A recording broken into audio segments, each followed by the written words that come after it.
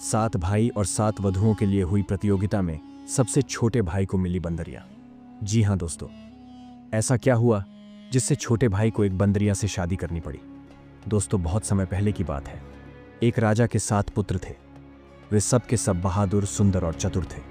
वृद्ध राजा सबको बराबर प्यार करता था। समय के साथ जब वे बड़े हुए तो उन्हें अलग अलग महल दिए गए, लेकिन महल एक जैसे बनाए गए थे और उनकी साज सज्जा भी एक जैसी की गई थी। कहने का अर्थ यह है कि अगर तुमने एक महल देख लिया तो समझो सारे महल देख लिए थे। जब राजकुमारों की विवाह योग्य उम्र हुई तो राजा ने एक समान सुंदरता और प्रतिभा वाली 7 वधुएं खोजने के लिए सारे देश में अपने राजदूत भेजे।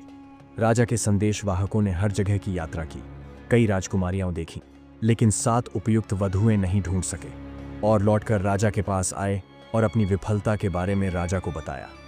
अब तो राजा बहुत निराश और दुखी हो गया। राजा के मंत्री को अपने राजा का इतना निराश होना अच्छा नहीं लगा। उसने फैसला किया कि इस समस्या को हल करने के लिए कुछ न कुछ तो करना ही पड़ेगा।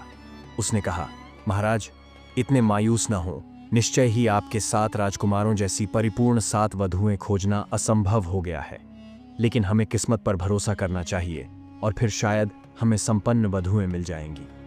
फिर मंत्री ने कहा, महाराज, अगर आपकी इजाजत हो तो मैं एक तरकीब बताऊं जो मैंने पहले से ही सोच रखी है।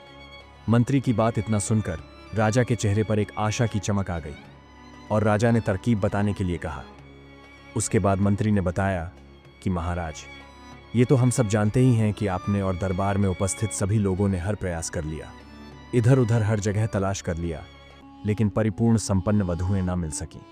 इसलिए मेरा मानना है महाराज कि 7 राजकुमारों को उनकी इच्छा अनुसार उनके धनुष से तीर छुड़वाया जाए और वह तीर जिसके घर पर जाकर गिरेगा, चाहे वह किसी राजकुमार की लड़की हो या किसी किसान की, वही उस राजकुमार के लिए योग्य वधु होगी। अब तो मंत्री की कही बात पर राजा की प्रसन्नता का ठिकाना ना रहा। आखिरकार राजा ने मंत्री की तरकीब की तारीफ की और 7 राजकुमारों को इसके लिए सहमत कर लिया। उनको किले की सबसे ऊंची बुर्ज पर ले जाया गया, जहां से पूरे राज्य के साथ ही आसपास का ग्रामीण क्षेत्र भी दिखाई देता था।